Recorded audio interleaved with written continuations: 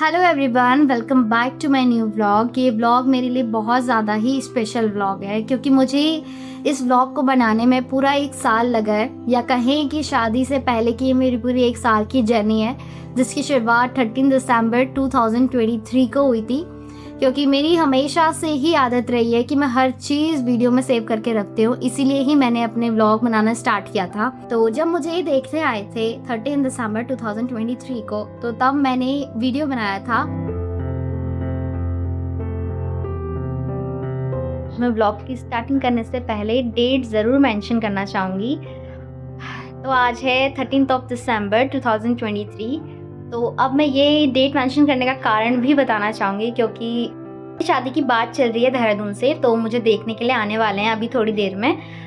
बोला गया है कि 10:30 बजे तक आ जाएंगे, तो यूँ और वेट कर रही हूँ। साथ ही मैं बहुत ज़्यादा नर्वस भी हूँ। अभी मैं इतना बोल पा रही हूँ, आप लोगों को लग रहा है, बट नहीं, मैं बहुत ज़्यादा नर्वस हूँ। इसके बाद मुझे नहीं मालूम कि क्या होने वाला है, क्या नहीं होने वाला है। हेलो गाइस, तो दीदी के ना कोई देखने आने वाले हैं और दीदी बेचारी बहुत नर्वस है और वो आई थिंक आ गए हैं। दीदी अपना नर्वसनेस बताओ। मैं बहुत ज़्यादा नर्वस हूँ। आ गए दीदी पर दीदी को हौसला दे रहे हैं कि कोई नहीं, घबराना नहीं। लेकिन दीदी घबरा हुआ है। दीदी की दिल की धड़कनें बम्बे चेक कर रही है। दीदी आगे बैठे हैं, आगे बैठे हैं। तो कहीं से देखिए हंसे हैं और हम इतना और हम सरवाए हुए हैं। ये है वो लड़का जी, जीजू जी।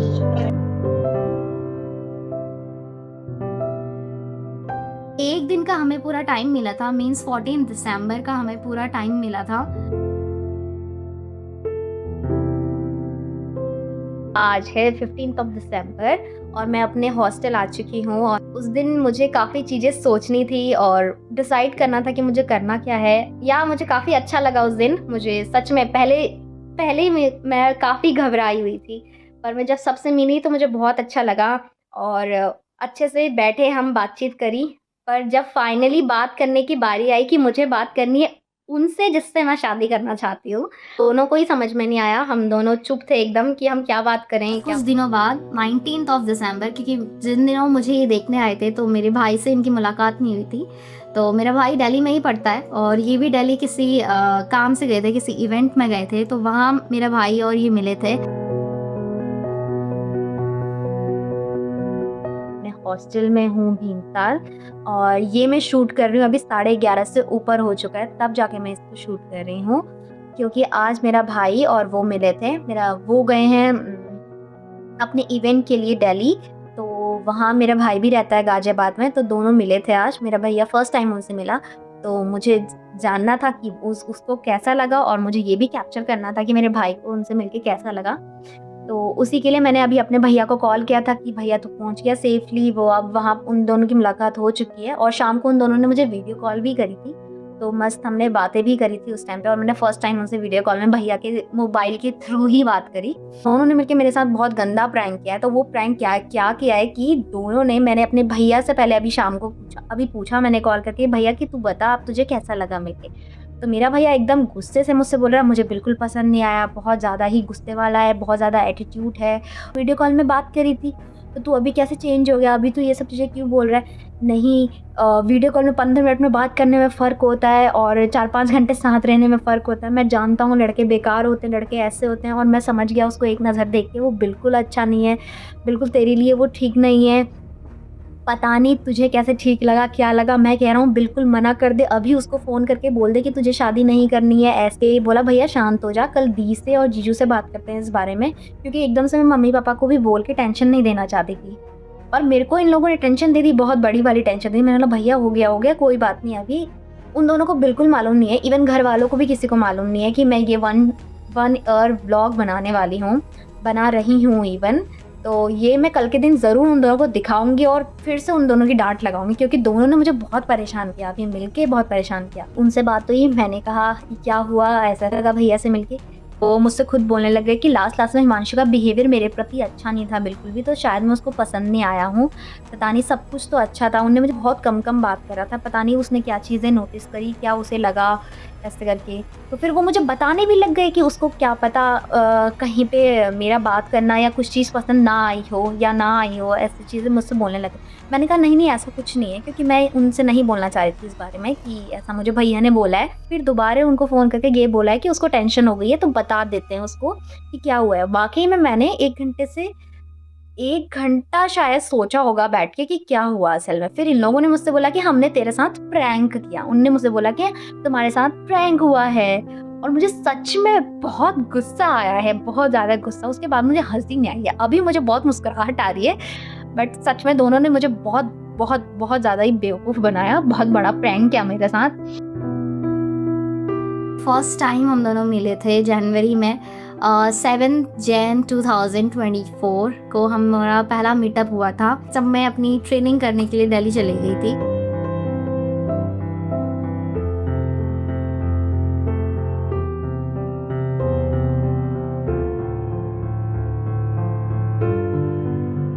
सेवन जैन के बाद मेरे मम्मी पापा, मेरी दी, मेरा भाई और मेरे ताई ताऊ जी देहरादून आए थे मेरा घर देखने के लिए, और मम्मी पापा की तसल्ली के लिए भी कि कैसा है सब कुछ। तो वो यहाँ आए थे और उन्होंने ऑफिस भी देखा, ऑफिस टूर भी किया। उनको मेरे मम्मी पापा, दी, भैया और मेरे ताई ताऊ जी गए थे देहरादून मेरा घर देखने के लिए। पहले तो मैं कल सुबह तक बहुत घबराई हुई थी, क्योंकि हाँ, ये मुझे मालूम है कि सब कुछ अब ठीक है, सब कुछ अच्छा हो गया है, पर एक बार उनका देखना भी बहुत ज़रूरी था।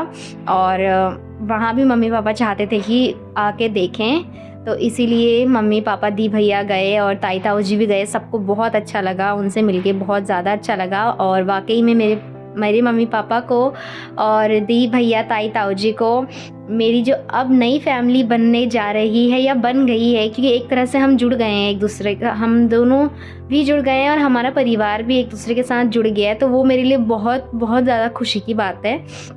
और सबसे ज़्यादा खुशी की बात तो ये है कि मेरे घर वालों को बहुत अच्छा लगा उनसे मिलके, और मुझे भी बहुत अच्छा लगा, क्योंकि यस, मम्मी पापा खुश रहते हैं तो मुझे बहुत ज़्यादा खुशी होती है, और मैं खुश हूँ कि वो खुश हैं, क्योंकि मैं भी खुश हूँ, इसीलिए वो भी खुश हैं।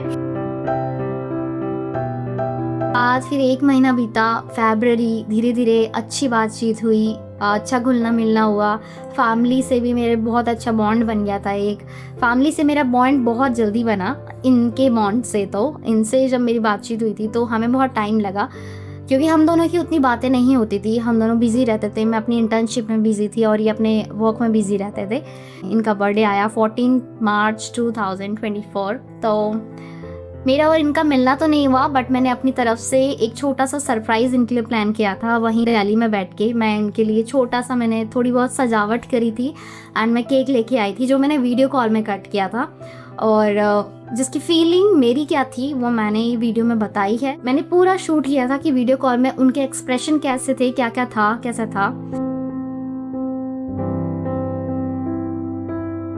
10 मिनट बाद नीरज का बर्थडे है, और मैं बहुत बहुत ज़्यादा खुश हूँ, बहुत ज़्यादा एक्साइटेड हूँ, क्योंकि मैंने नीरज के लिए छोटा सा सरप्राइज़ प्लान किया है।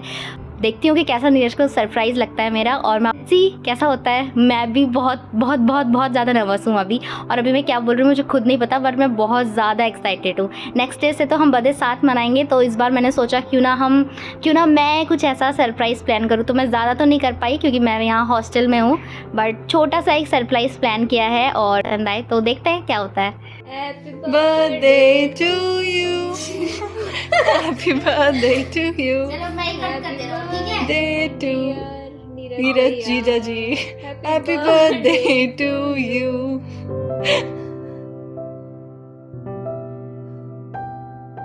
ये लीजिए, हैप्पी बर्थडे। पिला दो। ये लो। नहीं आ रहा, नहीं बन रहा मुझे। ये तो चीटिंग है। मुझे दिखाया कुछ खाया। अब क्या कर सकते, कोई बात नहीं, नेक्स्ट ईयर से। देन उसके बाद मार्च के बाद 15 अप्रैल को हम दोनों का डेट फिक्स हुई थी, हम दोनों की शादी की डेट फिक्स हुई थी 15 अप्रैल। खैर उसकी वीडियो मेरे पास नहीं है, बट या मेरी मेमोरी में सेव है तो मैं ज़रूर बताऊंगी। 15 अप्रैल को हम दोनों की शादी की डेट फिक्स हुई। इसके बाद जून में मैं इनसे मिली थी, 26 जून को मैं इनसे मिली थी। ये मम्मी पापा और भैया आए थे खटीमा मिलने के लिए, शादी के आगे की बात करने के लिए। छोटी अम्मू तो छोटी हो तुमको पता नहीं है पर तुम हो।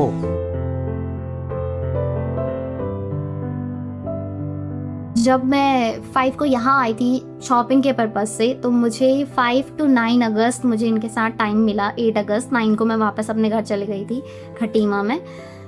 तो उन दिनों से फिर मुझे इन्हें जानने समझने का बहुत अच्छा एक मौका मिला, और उस टाइम से हमारा बॉन्ड बहुत ज़्यादा अच्छा हो गया, क्योंकि साथ में रह के मैंने इतने दिन साथ रह के समझा इन्हें, और इतने दिन इनने अपना वर्क अपने मतलब बिल्कुल मेरे लिए छोड़ दिया था।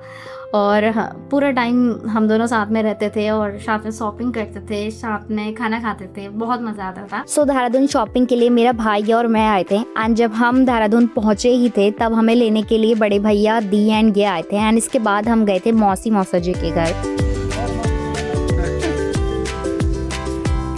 खुश रहो, हो गया अरे सो कुछ इस तरह से मेरा वेलकम किया गया था, एंड मैं इसे देख के बहुत ज़्यादा शॉक और उससे भी ज़्यादा खुश हुई थी। मौसी मौसा जी के घर जाने से पहले हम ऑफिस गए थे, भैया और मैं। इनने मुझे पूरा अपना ऑफिस दिखाया, मैंने पूरा ऑफिस टूर किया। देन इसके बाद हम गए थे मौसी मौसा जी के घर।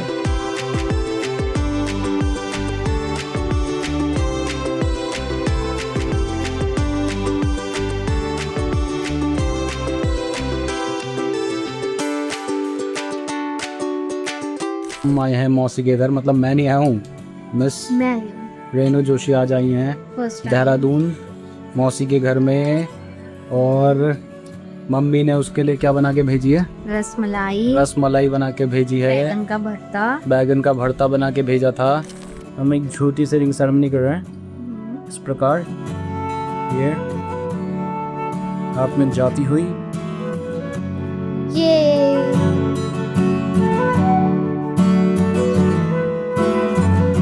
सो अब आया नेक्स्ट डे, शॉपिंग डे, जिस दिन हम शॉपिंग करने गए थे। और उससे पहले मौसी मौसा जी के घर आमा और बुआ जी मुझसे मिलने के लिए आए थे। फर्स्ट टाइम उन्होंने मुझे देखा, एंड मैं भी उनसे फर्स्ट टाइम ही मिली। मुझे बहुत ज़्यादा अच्छा लगा, और मौसी मौसा जी से भी मिलके मुझे बहुत ज़्यादा अच्छा लगा। वो बहुत ज़्यादा अच्छे हैं। एंड यहाँ पे वानू से सानू से भी मैं फ़र्स्ट टाइम मिली थी, और यहीं पे ही मम्मी पापा मुझसे मिलने के लिए आए थे। लास्ट नाइट दी मेरे साथ ही रुके थे, क्योंकि वो एक दिन पहले ही आ गए थे ताकि मैं कंफर्टेबल हो सकूँ। सो यहाँ पे फिर मैं सबसे मिली थी।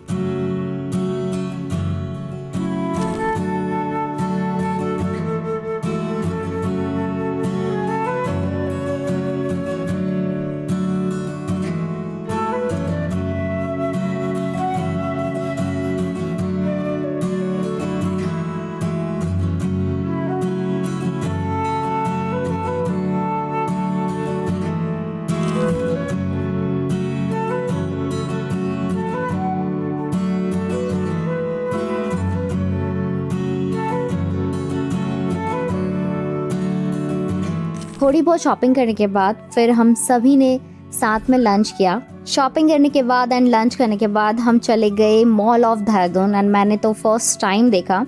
सो यहाँ मैं, मेरा भाई, दी और ये गए थे, एंड हमने वहाँ भी बहुत ज़्यादा इन्जॉय किया, बहुत सारे गेम्स खेले, एंड मैंने ये सब फर्स्ट टाइम ट्राई किया, तो मैंने तो बहुत ज़्यादा इन्जॉय किया।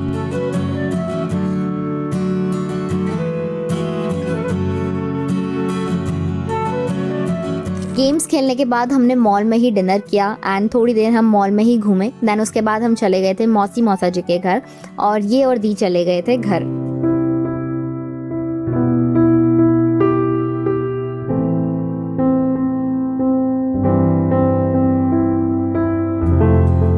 सो अब आया नेक्स्ट डे मैंने अपनी ज्वेलरीज खरीदी थी, क्योंकि मैंने अपना ब्राइडल लहंगा यहीं से लिया था, तो मैंने यहीं अपनी ब्राइडल लहंगे की ज्वेलरी फाइनल करी।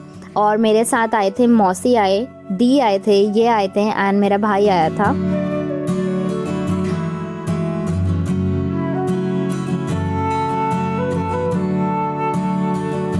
जाने से एक दिन पहले मम्मी, आमा, सानू वानू मुझसे मिलने के लिए आए थे, एंड मैं मौसी मौसा जी के ही घर रह रही थी, तो मुझे बिल्कुल ऐसा फील ही नहीं हुआ कि मैं कहीं घर से दूर रह रही हूँ, क्योंकि मुझे उनके साथ बहुत ज़्यादा अच्छा लगा, और मेरे भाई को भी। मम्मी, आमा, शानू वानू से मिलने के बाद हम चले गए थे थोड़ा बहुत घूमने के लिए, एंड हम गए थे मसूरी की तरफ।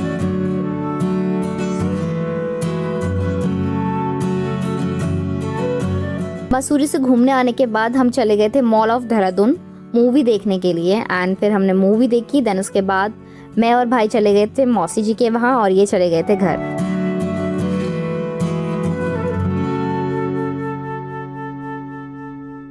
उसके बाद जब मैं 9 को यहाँ से घर गई थी, धीरे फिर घर में भी शादी की तैयारियां स्टार्ट हो गई। सब कुछ इतना स्मूथली चल रहा था। देहरादून से घर आने के बाद हमारी शादी की तैयारियां और ज़्यादा बढ़ गई थी। एंड अक्टूबर लास्ट मेरी शादी के कार्ड आ गए थे। होल्डिंग हो रही है, प्रो हमारा और दूसरा प्रो लगा हुआ है। अभी बस इतना ही कार्ड फोल्ड हो गए। 3 नवंबर को मेरा यहाँ की शादी का कार्ड वहाँ आया था। मीन्स देहरादून से कार्ड आया था खटीमा में। उस दिन था भाई दूज। भाई दूज के दिन कार्ड हमारे घर पे पहुँचा था। ये को कार्ड लेने आए हैं। अब सब प्रो बस से ही जाना पड़ेगा उन्हें में। कार्ड घर पे पहुँच गया है ये। अब हम इसकी ओपनिंग करते हैं।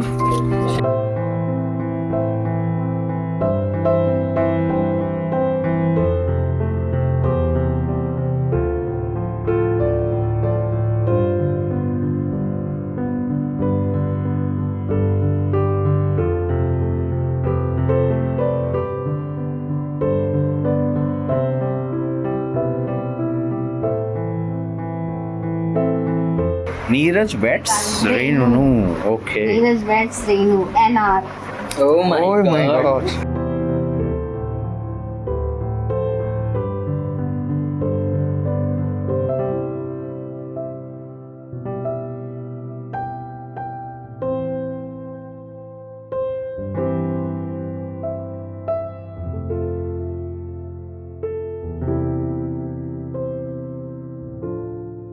ऑफ नवंबर को जब हमारे घर में टेंट लगने लगा था, पूरी चहल पहल से मैं कह सकती हूँ वो होने लगी थी। कई बात तो खैर मैं रेगुलर व्लॉग्स ही बना रही थी, तो वो सारी चीज़ें व्लॉग में भी हैं। मंडे है और आज 11 नवंबर है और नेक्स्ट मंडे 1 हफ्ते बाद मेरी शादी है। इसी दिन इसी बार में मंडे को ही, तो ठीक आज से 1 हफ्ता बच रखा है शादी के लिए। और घर पे टेंट भी लग रहा है। अभी फुल ऑन तैयारियाँ चल रही है और मुझे सुबह थोड़ा सा रोना भी आ गया था क्योंकि अब 1 ही हफ्ता बचा है, तो बहुत अजीब हो गया था सुबह से। तैयारियाँ चल रही हैं, टेंट आ गया है घर पे और ये सुबह आज इतना तो लग गया है। सुबह 5 बजे 5:30 बजे से उठे हुए हैं क्योंकि आज हमारे घर में है गणेश पूजा और मैंने ये एक्सटेंशन करवाया है।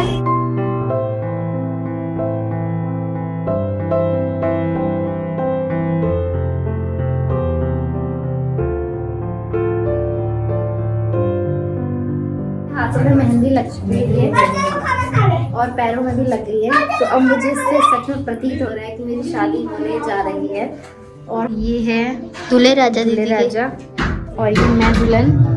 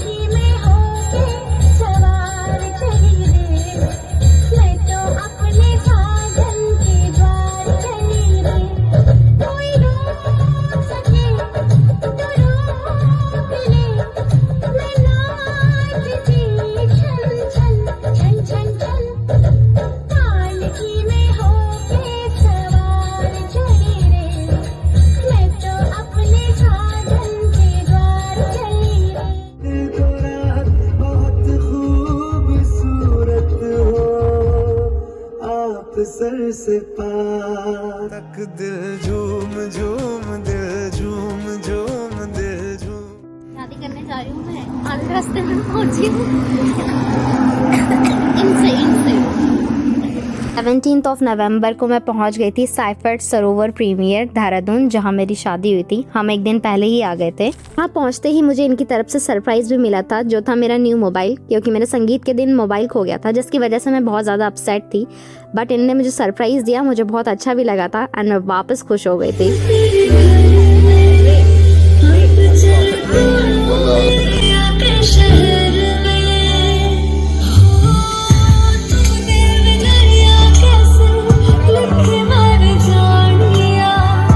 कैसे